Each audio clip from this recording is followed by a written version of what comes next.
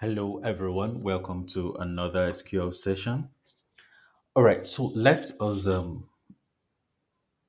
look at a real life scenario. Let's let's talk about a real life scenario here right now. Now we are assuming that there is a tech institute. Okay, it's an academy that would like to train people with different skill sets in some digital skill set. Now they have spent a lot of money, time, and resources and other resources in putting out advertisements, holding some master classes, YouTube videos, Twitter sessions, and the likes. Now they have students who have been enrolling for different batches and they would like to read some insights from this data. So, first of all, they would have to create a kind of robust database that would capture the information of the students that are registering, right?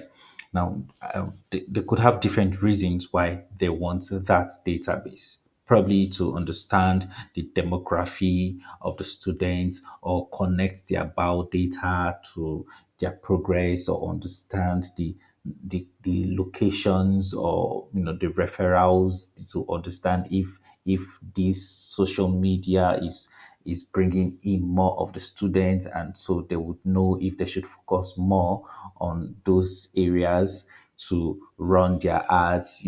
There are plethora of reasons why they would want that database. So what we are to do now is to create such a database. So the first thing we would do is apply our DDL command, which in this case would be the create command. Okay, so now we have to define the table. To save us the stress, we would just to save us the stress, we would just get this data, this definition here. All right. So I would copy these and I would paste it here. Okay. Now let's look let's look at this closely. All right. So this is the create table definition. We are trying to create this table for the first name, middle name, and they have IDs which are automated. All right. Now goes down to this last part. But we will need to put some constraints so that it will ensure some level of integrity of the data. All right. So we need to put some constraints. Okay.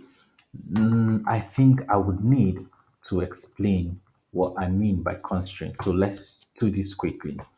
All right. So let me increase the size of this. Let's say. So I want to talk about constraints. Constraints. All right. So constraints. Yes.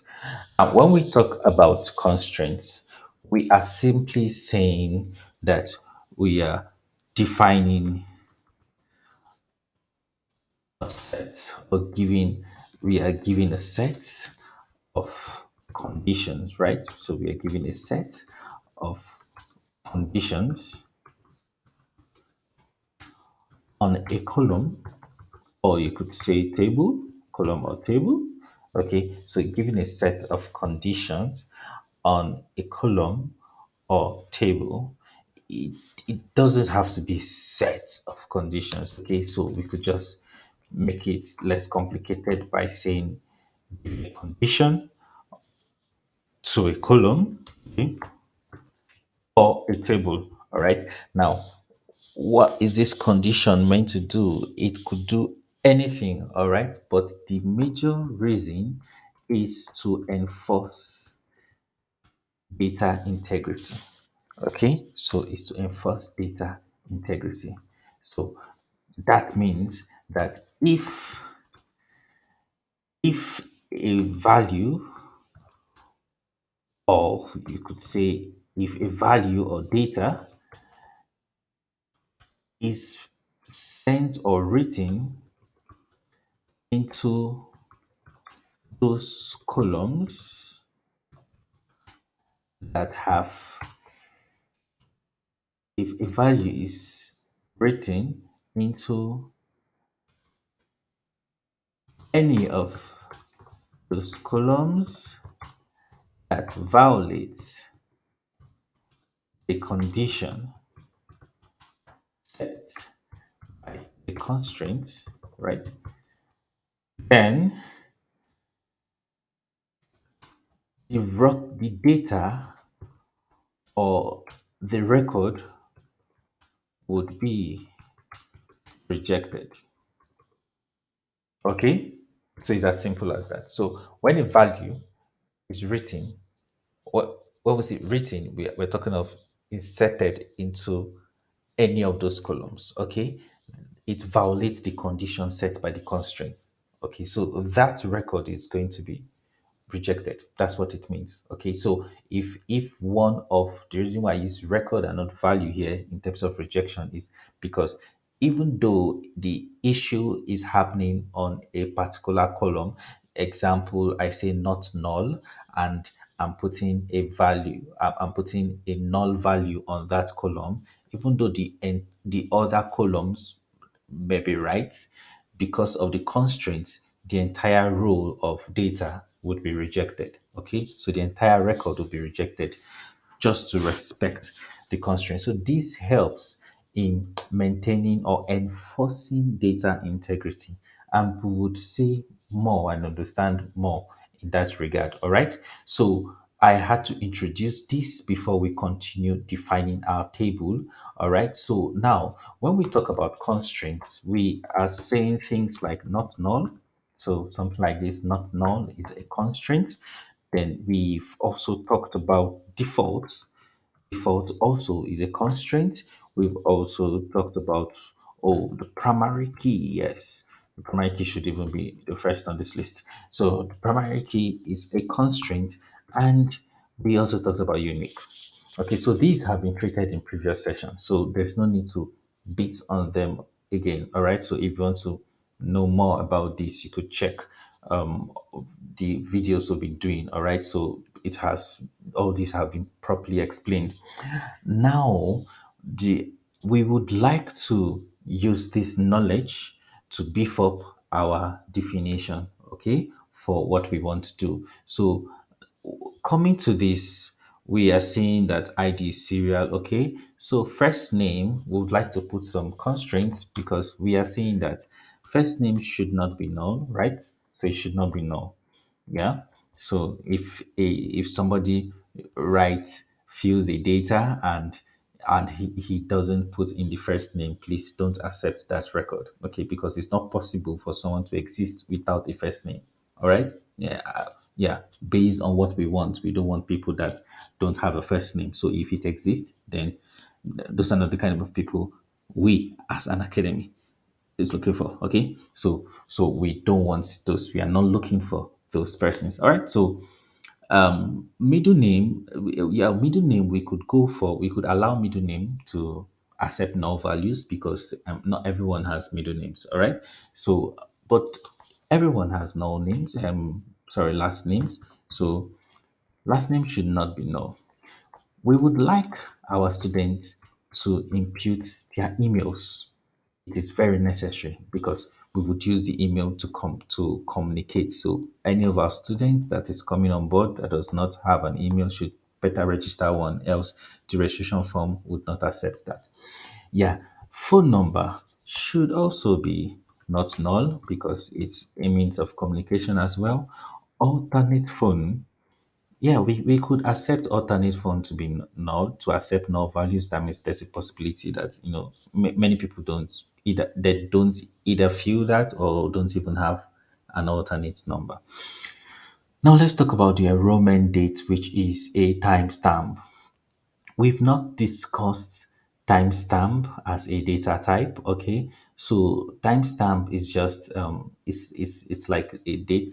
A date is meant to, it's like a date and a time. It is a date and a time data type combined. Okay, so if I use date, it would be that it will capture only the dates.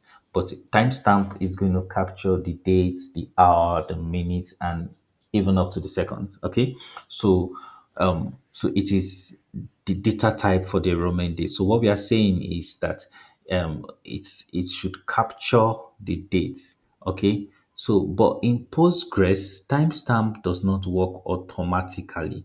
If this was MySQL, putting the timestamp here would automatically generate the time.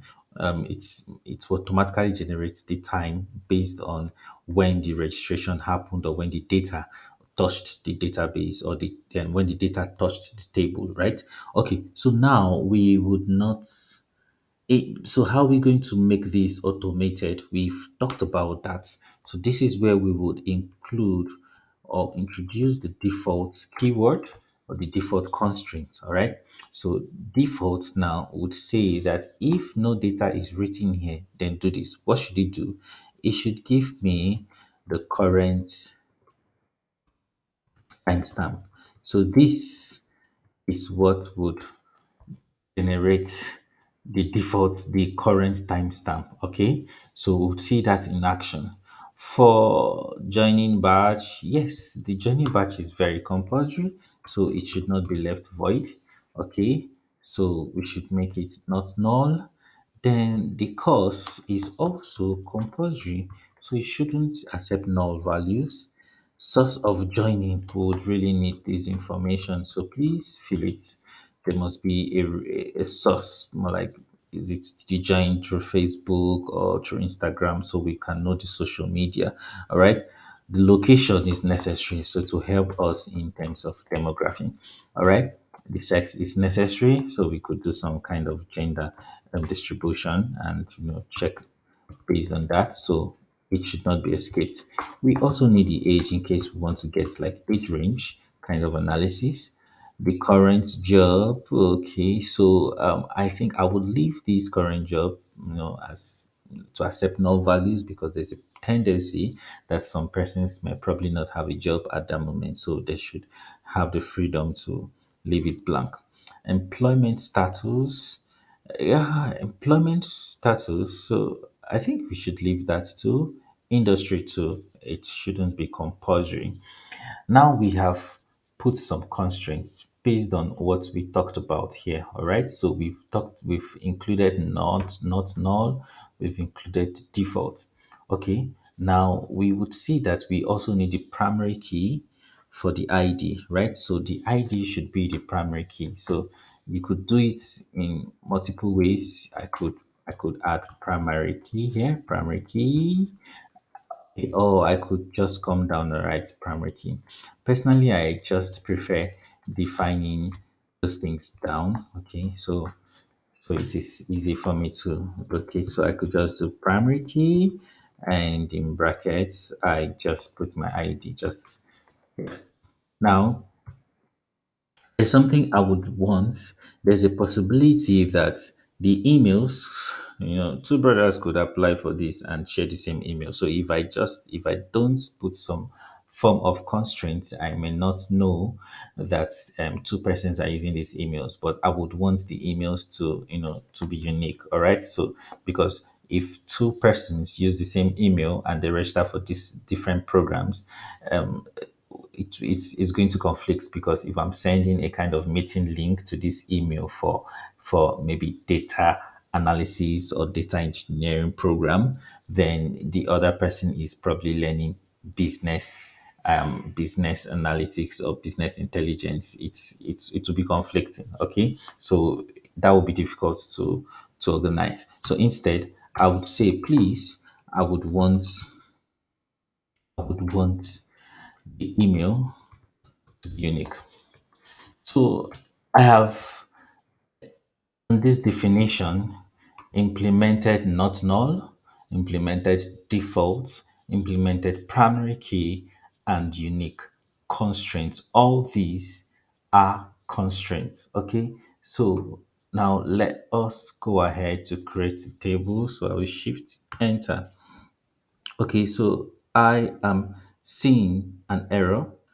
So the error should be Yes, so I think, yeah, so that was 3 hours instead of two. So let's do this. Yes, so it is done. All right. So now if I do say select, let's do the SQL, and I do select all from employee. Oh, sorry. This is no longer employee. This is student registration, right? So let me get this from student registration, and I see all my columns. Yes. So now I need to impute some seed data into it. Okay. So yes, when we talk about seed data, there's nothing so big about it. So seed data is just initial data. Okay, so you could just say initial data there. This is not a textbook definition, but if you want to get the textbook definition, you could get something more lengthy than that. That still means initial data. Okay, initial data, or predefined data. Okay, so it's more like the kind of the data we use. Okay, to just to experiment. Okay, so we could just call it seed data. All right. So just take it as initial data or predefined data. All right. So we are not pouring our weight on that. So I have see I created uh seed data somewhere for this table. So not this for student registration. Yes, I have it here. Okay, so now I would copy this value. Okay, so this is a bulk information, right? This is like bulk insert. So let me go back to this and run this. So when I do this, I should have the data inserted. So it tells me 5 rows affected. Now let me rerun this code and I see my data. So these are the records. Okay, so we could see that, okay, in this C data, I did not put the first name. Okay, I didn't put the first name, and I did not include. I did not include the enrollment date. Okay, so I did not include the enrollment date, and you would see that the enrollment, there's nothing like date here. Okay, there's no enrollment date here, right? But when you come to the table, you see enrollment date around this time. So this is 6 June 2023, 125. So this is taking my time, my system time. So if you check, this is 1:26 a.m. and this is 1:25:46. So it's it's taking my system time and putting it there. So if this was done like online, it would probably work based on the internet time, like maybe the UST. Okay, so now we could continue. So we've seen that we've successfully put in our data with putting in our default values or our constraints. Okay, so we have the ID, which is incrementing, and this is the primary key. And we have not nulls here. We have email, which should be unique. So if any of this email wasn't unique, it would reject the data. Okay, so then we have this having the default constraints to, so if it's either I put in a record or it will just automatically insert record. So the idea of the enrollment date is when the student is registering, as is submitting, the system should be able to capture the date at which the submission happened into the database. Okay, so now we have this, so I could just take this off so I could have some space. All right, so we've looked into this and seen the different constraints. Now, there is one more constraint I would like to introduce us to, okay, and that is called the check constraint. Okay, so when we talk about check constraints, what do we mean? All right, I would like to explain this in practical terms. Okay, so first of all, I would want to create quickly just cook up a particular um, let me just define a table and say I want to create, um let's call this products. Yeah, let's call this products. And in this product, I'm going to have the ID, which should be integer, and I should have the product name. So I should have the product name. It should have comma product name, and then I should have say the quantity. So the quantity should be integer as well, and then let's yeah. So this should also have data type, which is string characters. Now I'll just do this, and I just want to introduce only the constraint. So now I want to explain the check constraint. So when we talk about check constraint is used to put a kind of peg or a cap on a column. So it's more like it's mostly used for numeric kind of columns, but not exactly for that, but mostly used with numeric kind of columns. Okay, you could also use it for strings. It depends on how you use it. Now it's you use that for comparisons. It's the result is a boolean result. Okay, in if you know Python, you know the data type called boolean easily. Okay, so it is either a true or false result. So if it is true, then go ahead and fill the data. If it is false, then please reject the data. So I would do a kind of explanation here. So now to add a constraint, imagine, okay, imagine I want the quantity. I could say quantity not null, okay, but let's leave the remaining constraints. Now, imagine that I don't want the quantity to be less than 10. So, because probably based on the kind of product that is meant to be recorded, it cannot be less than 10. Or I'm saying that if the product quantity is less than 10, please do not impute such data into the database. Okay, so I would now use something called, this is how you write it. You put constraints, and then I'll put the constraint name. So say the constraint name might be check quantity. All right. Then I would now use the check keyword and put in my conditions here. So I could say something like quantity quantity should be greater than 10. As simple as that. So I could say quantity should be greater than 10. Okay, so that means let me run this. So I see that there is, oh, okay. So I'm meant to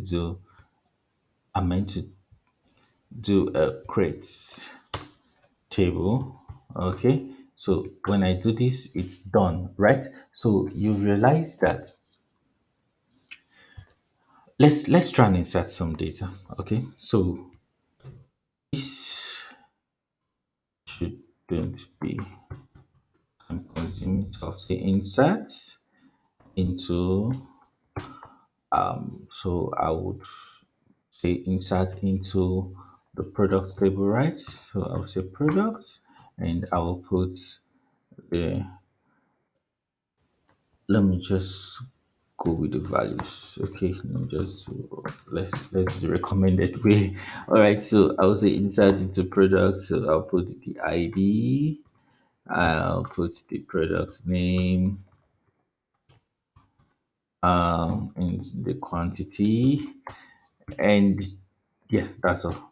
So now I would say values. Let me just go to the next line. So I'll just say values, and let's say the ID is, let's just make the ID automated so that we won't need to fill that.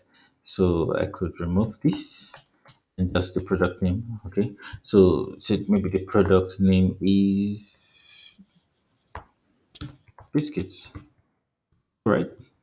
Then I would say quantity is say 11. Okay, so now when I do this, it goes in, right? So if I check my data, so I just do my SQL and I say select all from products, I would see that, oh, okay, so I didn't run this. Anyway, let's leave that. So the idea is I would like to show us the quantity is 11, right? So if I go ahead and put like another data and I say this is 9, the quantity is 9. Remember that we gave a constraint that you should check if the quantity is, you only accept values for the quantity when it is greater than 10. So what do you expect from here? An error, because it tells you the it violates the check constraints. Okay, so this is 9, it shouldn't be 9. All right, so it tells it violates the check constraints. So I until even though I make it 10, it's not going to work because obviously it's meant to be greater than 10. So until I make it greater than 10 before it could work. And so when I come here, I can now see my value, sweet 20. All right. This is none because I didn't tell it not to accept null values. And when I added this serial, I had already run this cell, so I didn't rerun it. That's why it did not take place. All right. So, but the idea is to explain the check constraints, and I'm very certain that you understand that. Okay. So I wouldn't want this video to be too lengthy. I would continue in the next session and we'll continue from another aspect of check constraints. Thank you very much.